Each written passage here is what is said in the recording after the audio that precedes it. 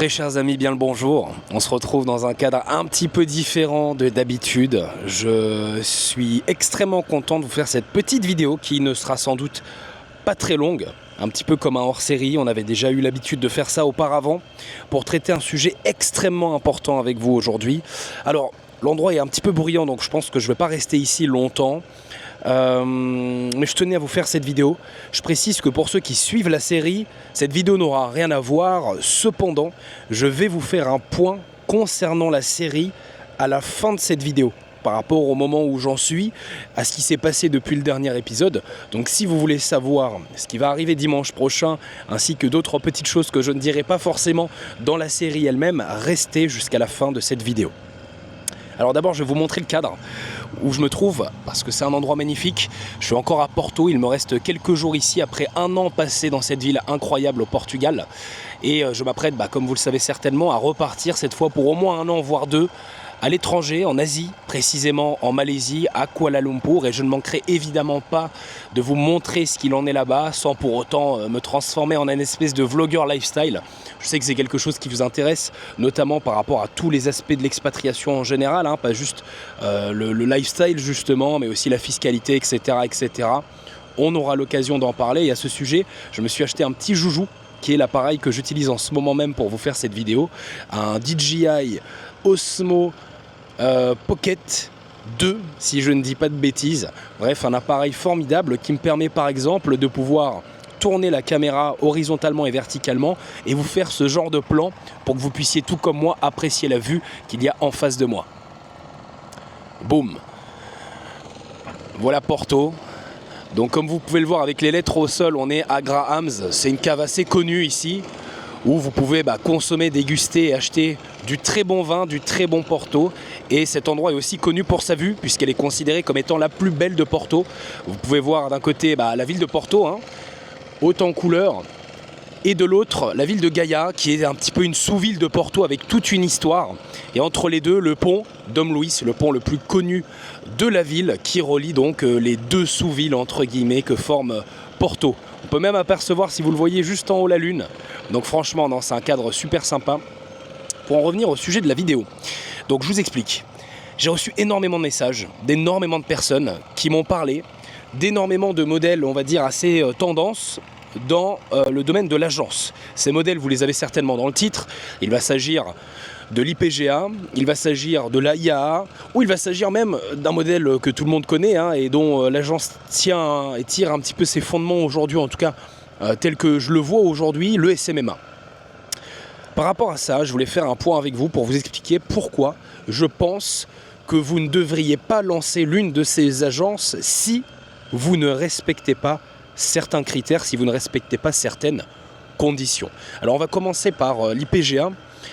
L'IPGA, c'est un modèle d'agence qui, comme son nom l'indique, Info Product Growth Agency, va avoir pour but d'aider des infopreneurs à faire du growth, c'est-à-dire de la croissance, via une offre super complète, super 360, autour des réseaux sociaux, parfois même de la publicité payante, du marketing, de la création de contenu, de la vente, bref, en fait de tous les aspects au travers desquels devra passer un infopreneur pour vendre son infoproduit, et ce, sans qu'il n'ait rien besoin de faire d'autre que de vous payer, vous, finalement, pour que vous le fassiez à sa place.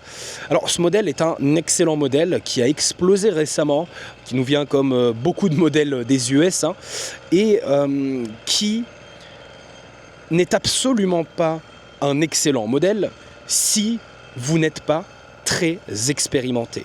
En effet, en fonction des modèles d'agence qu'il y a et que vous pourriez potentiellement choisir, vous constaterez que les prérequis que vous devrez avoir ne seront pas forcément les mêmes. Et en l'occurrence ici, pour ce modèle d'agence, vous devez d'être très expérimenté. Pourquoi ? Parce que vous n'allez comparativement pas au modèle d'agence plus traditionnel vous concentrer sur un seul service, mais vous concentrer sur tout un ensemble de services, pour certains très complexes, très techniques. Donc, aujourd'hui, si vous étiez tenté, comme je sais que c'est le cas de beaucoup d'entre vous qui m'ont contacté à l'idée de lancer ce type d'agence et que vous êtes débutant, ne le faites tout simplement pas, parce que vous allez commettre une grave erreur qui va vous faire perdre énormément de temps. Le problème aujourd'hui, c'est qu'il y a énormément de gourous dont, d'une certaine façon, je fais partie, même si je ne m'inclus absolument pas chez eux, qui vont, pour des raisons évidentes liées au marketing ou à la vente de l'un de leurs produits, vous vendre un modèle magique comme voilà, l'IPGA, l'AIA, en disant que c'est le seul ou le meilleur modèle actuel que vous pouvez lancer pour réussir. Tout d'abord, je ne pense pas qu'il existe un meilleur modèle, ou en tout cas un meilleur business pour vous lancer si vous êtes débutant. Il existe de meilleurs modèles, oui, pas de meilleur business, de meilleurs véhicules en fonction de votre situation. Et ce que j'aime à dire, c'est qu'effectivement, si vous êtes débutant, que vous n'avez pas forcément d'argent, de compétences techniques ou d'expérience particulière, le modèle d'agence à l'échelle du digital, l'agence dans tout son spectre, hein, pas l'IPGA, l'AIA, le SMMA, etc., est le meilleur.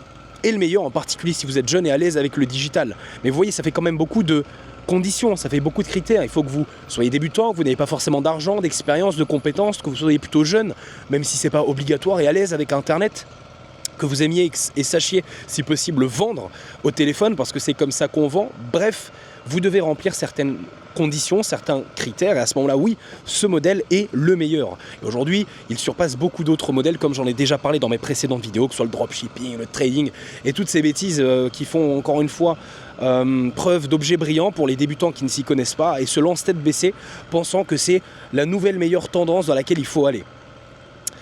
Par rapport à ça, pour revenir à l'IPGA, il est très important que vous compreniez que ce modèle, comme je le disais, va nécessiter que vous maîtrisiez de nombreux services. Vous allez devoir vous occuper de la création de contenu de votre client, vous allez devoir l'aider à créer un funnel, que ce soit en organique ou en publicité, vous allez éventuellement devoir mettre en place une VSL que vous allez devoir l'aider à créer, vous allez ensuite devoir gérer toute la partie vente de son offre. L'offre, vous allez potentiellement devoir la créer ou l'aider à la créer. Vous allez peut-être devoir mettre en place des humains en fonction de la force, de l'impact et du volume de votre client en termes d'acquisition, que ce soit des sales, que ce soit des setters. Bref, vous allez devoir mettre en place énormément de choses que vous ne maîtriserez naturellement pas au début si vous êtes débutant et qui font donc de ce modèle un modèle que je déconseille fortement à tous ceux qui ne maîtrisent pas déjà tous ces aspects. Aujourd'hui, je vous parle en tant que ex-pseudo-infopreneur, puisqu'effectivement j'ai pu vendre, on peut dire en quelque sorte, de l'infoproduit avec mon ancien business dans le Web3 Trinity, la partie Web3 de Trinity, et je sais à quel point c'est bien plus compliqué que ce que les gens peuvent penser, et pour avoir réussi à gagner des centaines de milliers d'euros avec, je ne me considère pas complètement comme étant au point pour pouvoir lancer une IPGA. Je pense que j'en serais capable et je pense que je pourrais le faire. J'ai d'ailleurs même hésité à le faire pour la série que je vous ai documentée, mais j'ai voulu partir vraiment de quelque chose dans lequel j'avais pas d'avantage pour que cette série soit plus faire pour vous. Mais c'est vous dire, alors qu'à mon niveau, je pourrais être considéré comme tout à fait légitime, à quel point, si vous ne l'êtes pas, considérer que vous l'êtes est une erreur. Concernant le modèle AIA, c'est un petit peu différent, hein. Je vous parle des noms qui sont le plus ressortis, puisqu'ici, il ne va pas s'agir d'un business extrêmement complexe ou aussi vaste en termes de services à proposer, même s'il y a quand même un petit peu de technicité, que ce soit si vous vous spécialisez sur la partie web, avec les chatbots et tout ce qui s'ensuit, le SEO, avec les éventuels robots que vous pouvez créer avec l'IA, puisque c'est de ça dont il s'agit, hein. Je rappelle AIAA, Artificial Intelligence, Agency, bref, je ne sais plus exactement c'est quoi l'acronyme, mais en tout cas c'est l'idée d'une agence autour de l'IA que vous allez pareil adresser à des clients professionnels en implémentant des choses qui vont leur permettre de pouvoir profiter de l'IA dans leur activité, généralement autour du marketing.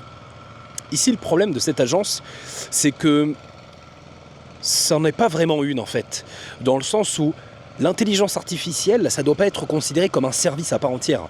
L'intelligence artificielle, c'est plutôt quelque chose de global qui va recouvrir tous les systèmes et process que vous pouvez vous-même avoir dans votre boîte ou dans celle des clients que vous allez aider et qui va venir booster et sublimer le travail que vous allez effectuer. Comment ? Grâce à l'intelligence artificielle en l'occurrence. Par rapport à ça, encore une fois, il y a des raisons pour lesquelles ce nom et ce modèle, qui n'en est, comme je vous l'ai dit, pas un, on fait beaucoup de bruit récemment et on fait se dire à certains débutants que c'était un modèle intéressant. Tout simplement parce que c'est vendu comme quelque chose de tendance dans lequel il faut aller, où il y a un énorme marché avec l'intelligence artificielle qui est en train d'exploser. Et oui, toutes ces choses en soi sont plutôt vraies, mais vous ne devez pas considérer, comme je l'ai dit, l'intelligence artificielle comme un service ou un modèle à part entière sur lequel et avec lequel vous allez capitaliser pour votre agence. Il s'agit plutôt d'un outil qui va englober tout ce que vous ferez, que ce soit pour vous ou pour vos clients, et que vous pouvez, oui, utiliser dans votre offre, dans votre argumentaire, dans votre discours de vente et dans votre délivrabilité pour vos clients. En vous spécialisant certes sur un aspect plus IA que vos concurrents, mais toujours en choisissant un domaine qui ne réinventera pas la roue. C'est-à-dire que si vous faites une agence qui va mettre en place, comme je l'ai dit, par exemple des chatbots et des automatisations sur le site internet de vos clients avec l'IA, donc, eh bien, ce que vous allez faire, c'est créer une agence web, pas une agence IA. Et vous allez utiliser l'IA dans votre agence pour délivrer vos prestations web. Pareil, si vous faites du SEO, vous aidez vos clients à gagner en visibilité, à mieux ranker sur Google grâce au SEO, et que vous le faites avec un robot qui est, je sais pas moi, connecté à ChatGPT, bah, là encore, vous n'allez pas avoir une agence IA, vous allez avoir une agence SEO qui va utiliser, oui, l'IA tout en partie dans ses process pour aider à la délivrabilité de ses clients. Comme vous avez compris ici, l'idée, ça peut paraître bête, mais c'est de ne pas être trompé dans le vocabulaire qu'encore une fois beaucoup de personnes peuvent utiliser pour vous convaincre de vous lancer dans un business plus qu'un autre. Et enfin, je termine sur le SMMA très rapidement en disant que aujourd'hui, ce modèle, Social Media Marketing Agency, c'est un petit peu le modèle quand vous faites une agence qui vise à faire de la croissance, quelle qu'elle soit, quel que soit le domaine, quelle que soit la niche, de base. C'est un petit peu le modèle de base. On fait tous du SMMA quand on a une agence qui vend des résultats, que ce soit de près ou de loin. Donc par rapport à ça, si vous entendez dire, un petit peu comme je l'ai mis dans le titre volontairement, qu'il ne faut pas lancer de SMMA, même chose, remettez-vous en question de la même façon que ce que vous le feriez si vous entendez qu'il faut lancer une agence SMMA parce que c'est ce qu'il y a de mieux. En vérité, il n'y a pas de meilleur chemin. Il n'y a qu'un meilleur chemin pour vous, en fonction de votre situation, de l'endroit où vous êtes, des qualités et des compétences qui sont les vôtres, etc., etc. Alors ce que je vais faire, c'est que je vais me déplacer, maintenant que j'ai terminé sur ce sujet, et je vais faire la conclusion, puis faire le point sur la série. Donc je vais reprendre ici, j'ai des petits sacs avec moi. J'en ai profité aussi pour faire des petits cadeaux pour mes proches. Hop, et je vais remettre la caméra sur moi. Alors je vais mettre mon micro juste ici. Ok, là on est pas mal. J'espère que c'est pas trop bruyant en tout cas. Et donc, en conclusion, comme je le disais, ce que vous devez retenir, c'est quoi? Ce que vous devez retenir, hop là, la caméra part en sucette, c'est que il n'y a pas de meilleur modèle, il n'y a toujours qu'un meilleur modèle pour vous, en fonction de votre situation, en fonction de vos compétences, en fonction de vos qualités, en fonction de vos centres d'intérêt. Et c'est tout ce que je me suis efforcé de vous partager dans les 2-3 premières vidéos de la série que j'ai créée sur YouTube et qui ne visent pas seulement à documenter la création d'un business de A à Z gratuitement, mais qui visent aussi à vous éduquer sur qu'est-ce qu'un business, comment ça fonctionne, parce que aussi fou que ça puisse paraître, certains ne l'ont toujours pas compris malheureusement, et quel est le bon moyen pour vous de choisir le meilleur et réussir grâce à ça à obtenir les meilleurs résultats le plus simplement et rapidement possible. Comme je vous l'ai dit, et c'est là-dessus que je conclurai, il n'y a pas de meilleur business model, il n'y a qu'un meilleur business model pour soi. Et on est tous différents, donc dire qu'il n'y a qu'une seule solution, un seul chemin à arpenter pour tous, c'est absurde. On est tous différents, donc tous les chemins à arpenter seront naturellement différents. À vous de trouver le vôtre. Maintenant, si vous êtes débutant, que vous n'avez pas spécialement d'argent, de compétences techniques ou d'expérience particulière, et que vous voulez d'un business qui peut vous rendre, ah oui, indépendant, libre financièrement, géographiquement, temporellement, et que vous êtes suffisamment jeune ou à l'aise avec Internet et l'outil informatique pour pouvoir travailler derrière un ordinateur, que ça ne vous fait pas peur, et que vous n'avez pas peur de vendre, eh bien le modèle d'agence est de très loin, très loin, le meilleur. Et je dis bien le modèle d'agence, pas l'IAA, l'IPGA ou je ne sais quoi. Après ça peut l'être aussi, mais encore une fois, tout dépendra de vous. Petite vue, très sympathique, à vous montrer juste ici. À nouveau, Porto. Ça aurait été une année incroyable passée ici et j'ai hâte de vous documenter la suite. Du coup, par rapport à ça, concernant la série, eh bien ici, ça va être rapide. Pour vous faire un petit point, je vais même rentrer à l'intérieur.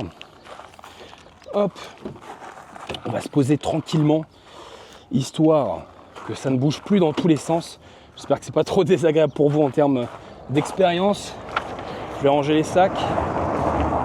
Hop. Voilà.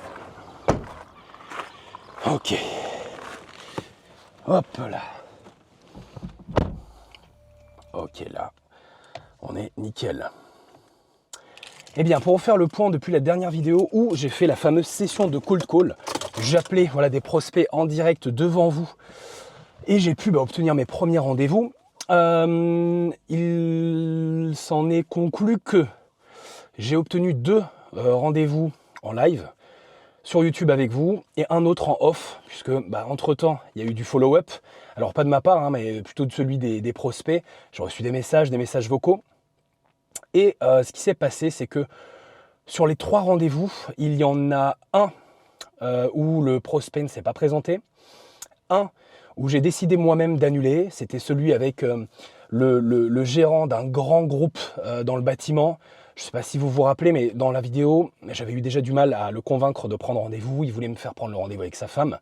Et après avoir pris du recul, je me suis dit qu'en fait, il serait tout simplement pas qualifié. Et aujourd'hui, proposant des services autour de la création de sites web et du référencement naturel à petite échelle, je ne pense pas que ça serait le client idéal. Et enfin, le 3e, le rendez-vous n'a pas encore eu lieu. Prochaine vidéo ce dimanche, du coup, ce que je vais faire, c'est certainement une 2e session de cold call pour aller chercher de nouveaux leads, puisque depuis, je n'ai pas refait de cold call. C'est une session, voilà, une vingtaine d'appels, ça m'a pris 1 heure et il y a eu 3 rendez-vous. J'ai très peu de temps, comme vous en doutez en ce moment, parce que je suis en plein déménagement et j'ai plein d'autres choses à gérer, mais je veux terminer cette série. Vous prouvez qu'il est possible de devenir indépendant financièrement en partant de zéro, littéralement, et ce, assez rapidement et simplement. J'ai passé que très peu d'heures sur ce business, même si j'en ai passé beaucoup sur... Alors nous avons été coupés à l'instant, la vidéo s'est arrêtée, donc je termine juste ici, en vous disant donc que j'ai envie de terminer cette série, j'ai vraiment envie de pouvoir passer à la suite. Et pour ça, il me faut faire ces ventes qui me permettront de prouver qu'il est facilement possible de devenir indépendant financièrement. C'est qu'une question de temps, mais le problème, c'est que ce temps, je n'arrive pas à le prendre. Je vais devoir le prendre, de toute façon, je n'ai pas le choix si je veux boucler ça durant ce mois de mars, idéalement, au plus tard début avril, le temps que les vidéos sortent, avec le décalage qui est proche de 0, comme vous le savez. Et donc, par rapport à ça, c'est important que vous compreniez à quel point, alors que je n'ai passé que très peu de temps sur l'agence, j'ai réussi si rapidement à obtenir ces premiers résultats qui, pour le moment, ne sont que des données, mais qui bientôt seront des euros. J'ai hâte. Je vous donne rendez-vous du coup ce dimanche pour la suite avec probablement cette 2e session de cold call stratégique. En attendant, si vous n'avez pas vu les épisodes précédents, n'hésitez pas à aller les visionner. Je vais faire tout ce que vous m'avez demandé, que ce soit mettre à disposition les ressources, mettre à jour la playlist, peut-être faire une vidéo qui va regrouper tous les épisodes par la suite. Et une fois que cette série sera terminée, on va pouvoir passer à un tout autre niveau et je pourrai commencer à vous en dire un petit peu plus sur le grand plan qui est le mien et dont cette série YouTube n'a été que la toute petite première étape. Ce plan, c'est Trinity et j'ai hâte de pouvoir en discuter avec vous. Je vous laisse ici, je vous souhaite de passer une excellente fin de journée ou un excellent début de journée. Je vous donne rendez-vous à nouveau dimanche prochain pour la suite de votre série et d'ici là, prenez soin de vous.